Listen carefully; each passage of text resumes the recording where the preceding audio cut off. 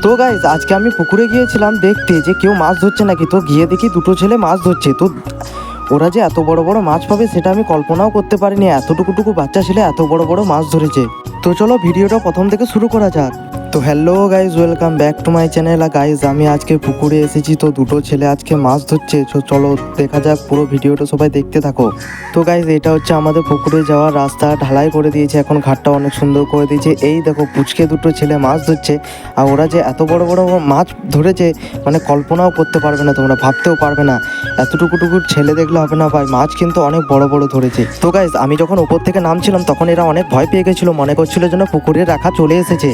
তো তারপরে যখন দেখলো যে আমি ক্যামেরা অন করছি তখন ওরাও হাসছিল কিন্তু অনেক। তো গাইজ চলো দেখা যাক এরা কত বড় বড় মাছ পেয়েছে। এই দেখো একটা বড় মাছ, এই দেখো একটা বড় মাছ।